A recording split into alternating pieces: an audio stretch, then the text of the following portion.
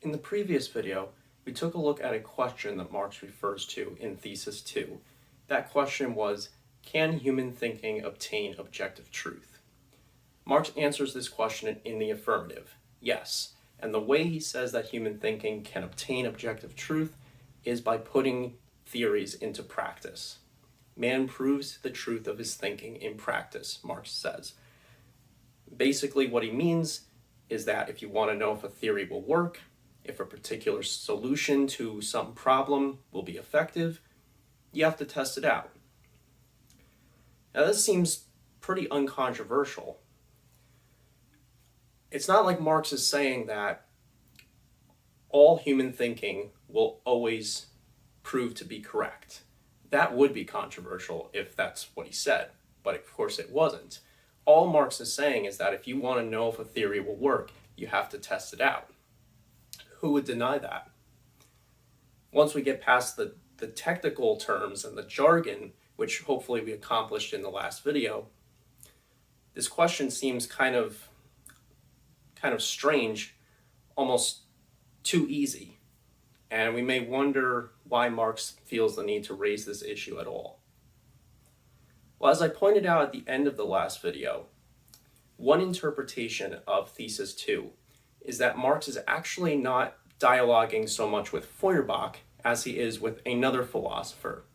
This interpretation holds that Marx in Thesis 2 is indirectly referring to another philosopher, an important figure in the young Hegelians named Bruno Bauer.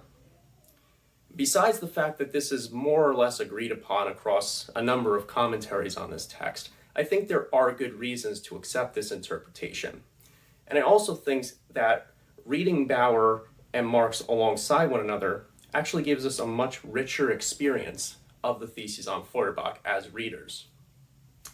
It's one thing to approach this text with the aim of understanding the surface level meaning of what Marx is saying.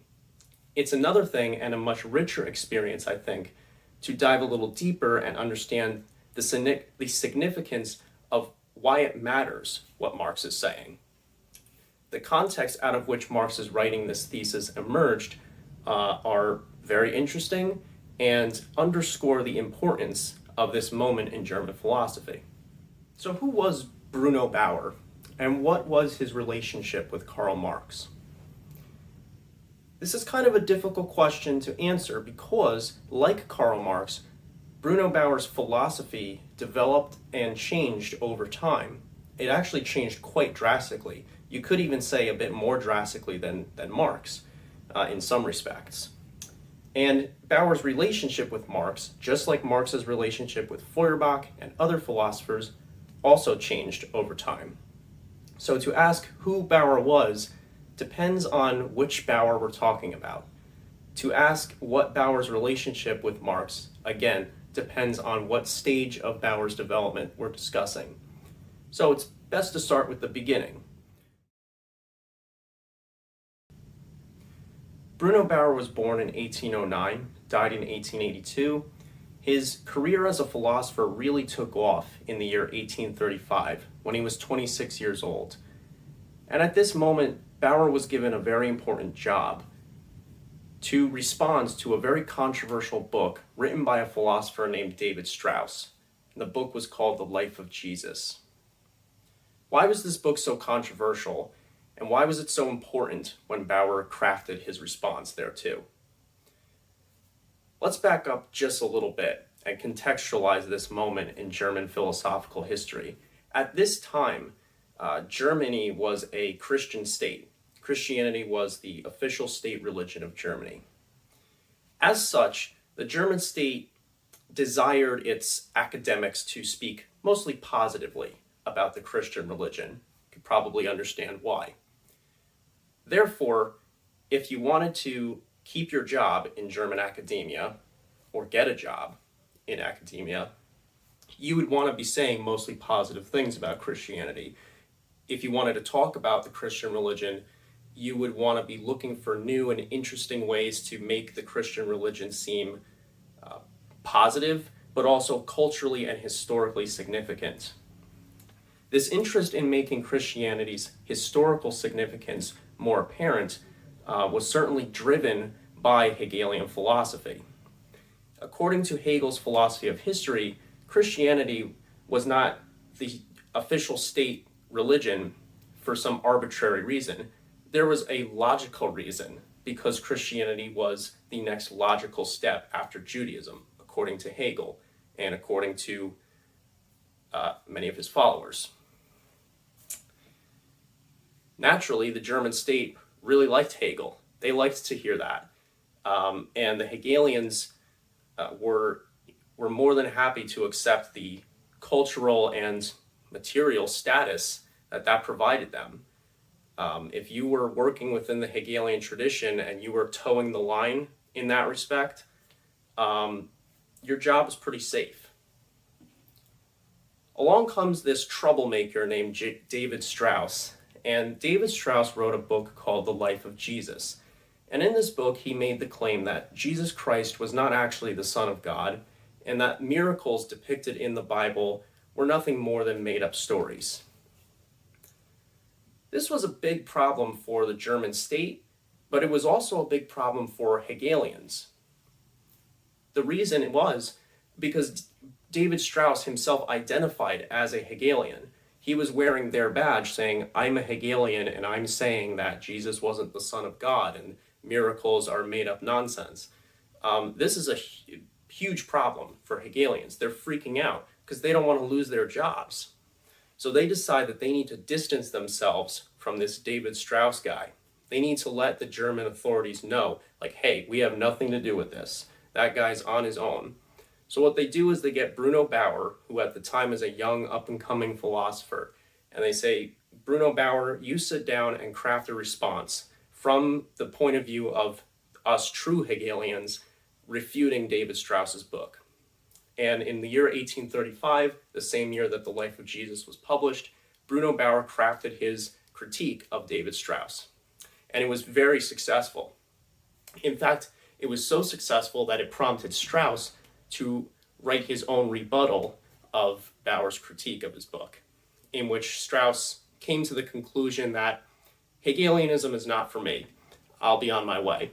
And Strauss was basically ousted from German academia. He was stripped of a very lucrative teaching offer that he was more or less expected to receive, and he split from the Hegelian movement. When he started critiquing David Strauss, Bruno Bauer was counted amongst the politically and religiously conservative Hegelians. What that means is basically he wanted to keep things the way that they were, because per Hegel's logical procession of history, the German state as such was the perfect expression of absolute truth. In other words, the reason that Christianity is the state religion is because it's the most logical choice on that view. But over time, Bauer became much more critical of religion, and eventually he embraced atheism.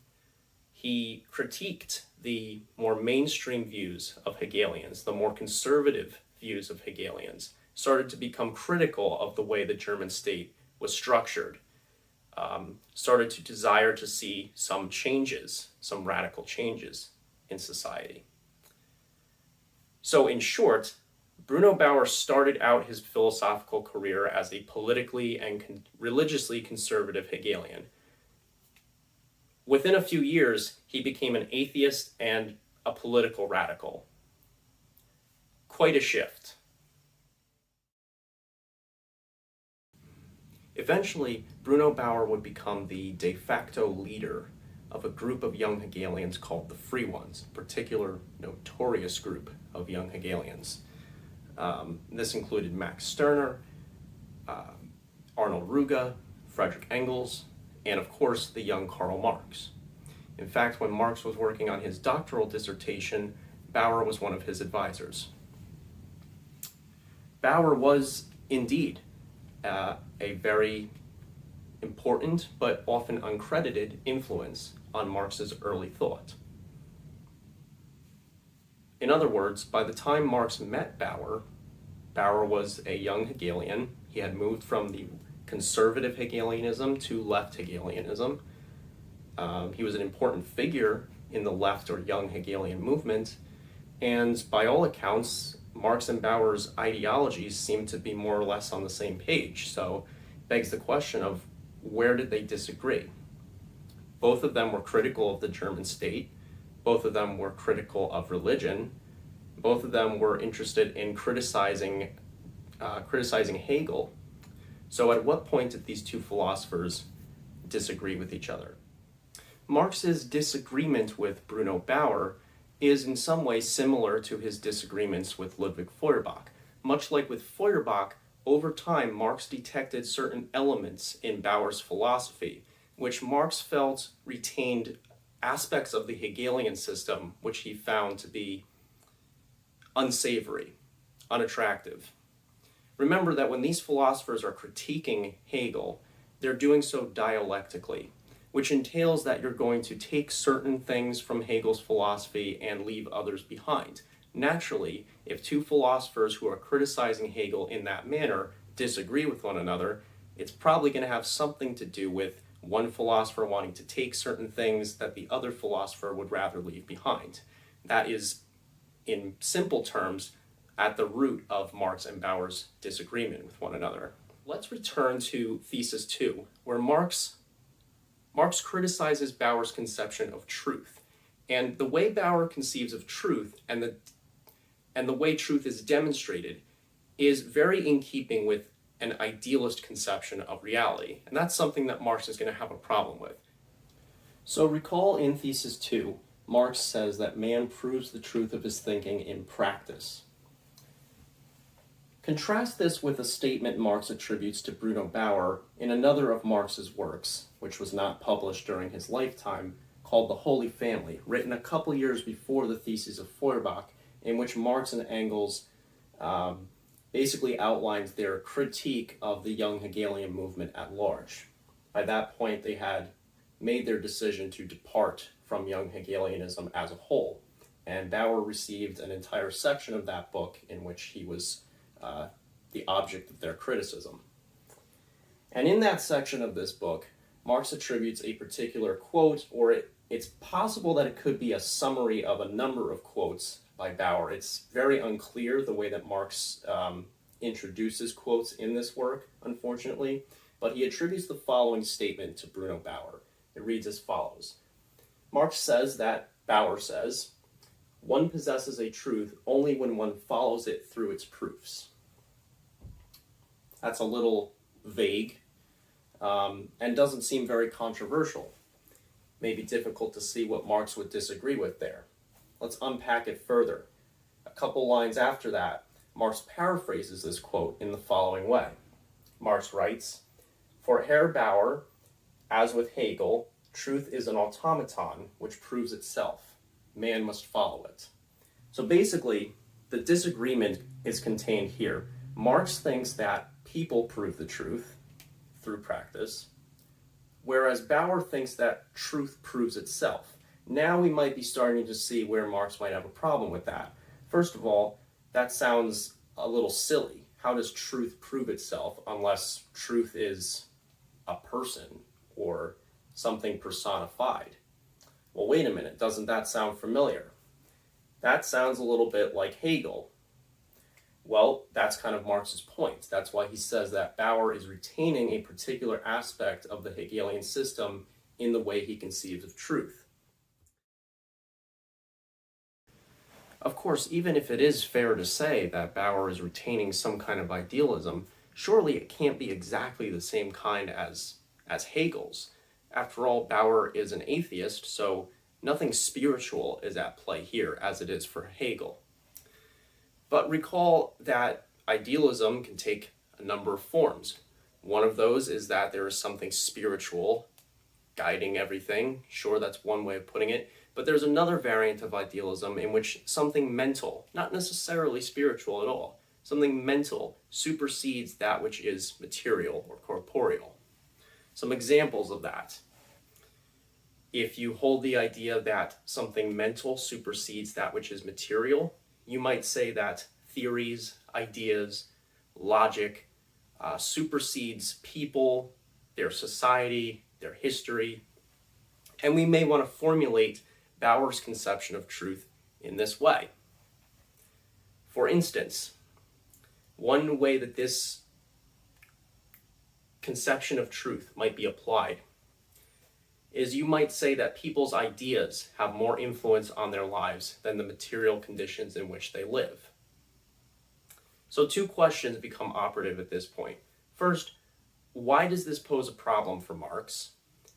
And second, is there any support for Marx's interpretation of Bauer's thought in this way? Is there support for his claim that Bauer is retaining some kind of idealism? The first question, I think, should be pretty easy to answer. If it's idealism, Marx must reject it. He's a materialist, so he'll reject any idealist theory. Well, that's certainly true, but that really doesn't get to the heart of this disagreement between him and Bauer, and it doesn't get to the heart of what he's saying in Thesis 2, which is really concerned with Bauer's conception of truth specifically. So the two problems that Marx sees with this is, first of all, this way of looking at things kind of lends itself to a form of dogmatism, which we saw in the previous video. I think I touched on that Marx has a particular disdain for dogmatism. When he says that man proves the truth in practice, he does not mean that every time you put a theory into practice, you should accept it as true. Actually, he's saying almost the opposite. He's saying that because our theories are not always correct, we have to put them into practice and subject them to review. The second problem is that this abstracts from the conditions in which people actually live. And to get a sense of both of these problems, we turn our attention to this second question, where we'll look at least one instance in Bauer's thought where I think these two problems come to the fore. Earlier I mentioned an issue on which Marx and Bauer publicly disagreed that really kicked things off in terms of Marx's departure from Bauer. And this issue was the question of how to deal with the so-called problem of religion. Both Bauer and Marx envisioned a future society in which there was no religion. However, they disagreed on how to execute such an ideal. Bauer, on the surface, believed that religion was a preliminary problem, which is to say that religion needs to be dealt with before any kind of social or political change can take place.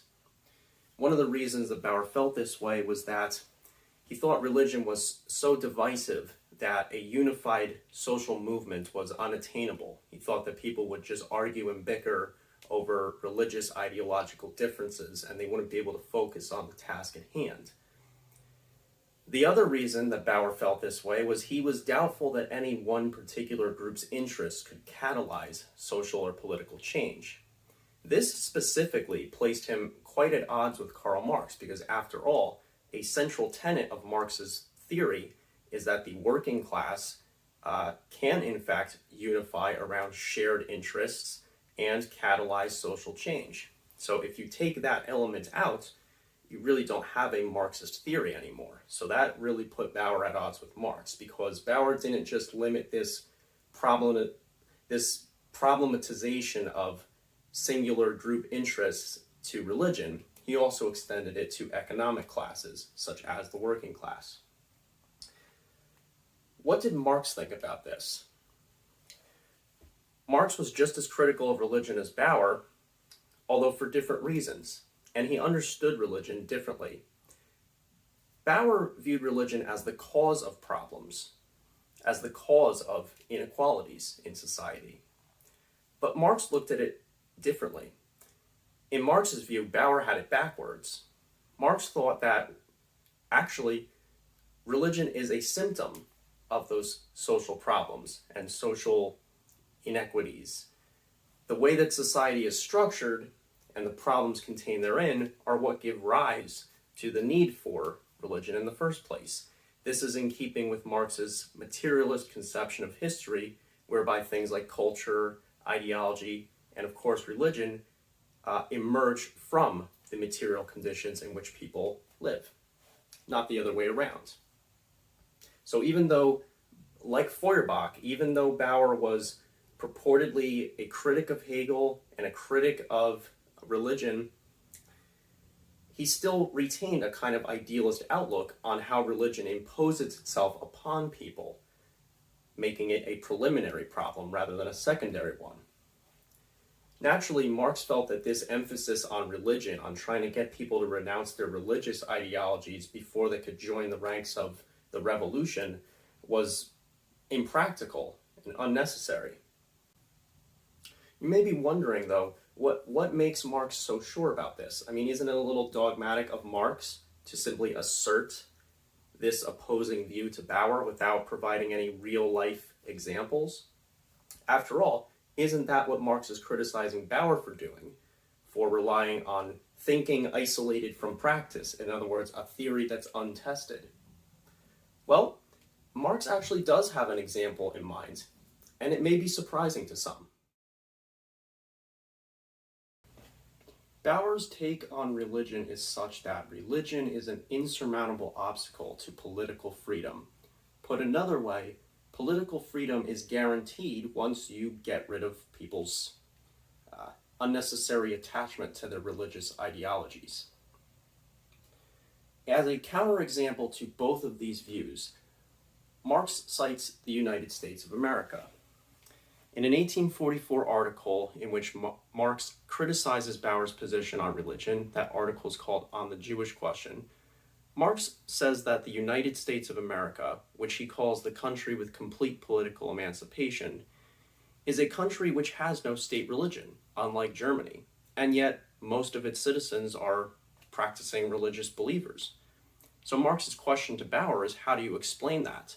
If, in fact, religion is such an insurmountable obstacle to political emancipation, then how do you account for a country which has political emancipation and yet also still has religion? In Marx's view, the United States was secular at the state level, but at the level of the people who actually lived there, it was still quite religious. Marx's point is that Bauer is wrong to suggest that religion is the cause of problems rather than a symptom which emerges from social inequities. And he's also wrong to suggest that getting rid of religion will somehow guarantee political freedom. Now, there are a couple of caveats to what Marx says about the United States. First of all, when he uses the term political emancipation, one of Marx's ideas is that political freedom does not entail human freedom. Those are some concepts we may want to go into a little further in some later videos in this series. But suffice it to say that just because a country has reached what he calls political emancipation does not necessarily mean that it has reached what he calls human emancipation, which he thinks is much more important. Second, the fact that the people in the United States were still holding on to religious views is still a problem for Marx, even though he thinks that it proves Bauer wrong in terms of his positioning of religion as a preliminary problem. He also still does think that religion itself is a symptom of deeper problems in that society. So Marx thinks that while the United States is a good counterexample to Bruno Bauer, Marx is also still convinced that the people's attachment to their religious ideologies is something that will need to be worked out. At the start of this video, we asked, where does this question referred to in Thesis 2 actually come from? The question of whether human thinking can attain objective truth. We followed a common interpretation of the second thesis, which holds that Marx is actually referring to another philosopher, Bruno Bauer. Bruno Bauer's conception of truth, as we've seen, is that truth proves itself and man must follow it. One of the implications of holding this conception of truth can be seen in the way Bauer handles the so-called problem of religion. Bauer believes that religion is a preliminary problem and must be dealt with before social change can ever take place. Marx disagrees and thinks that this is impractical. If we follow Marx's interpretation of Bauer's thought, one way we might want to formulate Bauer's conception of truth is that Bauer sees what is logical or true in theory and then wants to make reality conform to that theory, rather than the other way around. Marx's conception of truth is something which incorporates the activity of human beings, which, as we've seen throughout this series, is something essential to the kind of philosophy Marx is working to develop. Marx's conception of truth is that truth is demonstrated. It is something that can be verified through experimentation, through putting our theories into practice. Unlike Bauer, Marx is not saying that you can simply look at a theory and say, yeah, that'll work. Marx says you have to try that theory out, and then you can say whether it works or not. What Marx is pointing out, basically, is that sometimes something can seem logical on paper or true in theory, but then not translate very well to real people in real conditions trying to solve real problems. Marx is neither anti-intellectual nor an ideologue. Marx does care about truth, but what matters to Marx is what works, what truly works. Not what we want to be true, not what we think should be true because we've done all our calculations, but what is demonstrated to be true. What matters to Marx is what works in practice.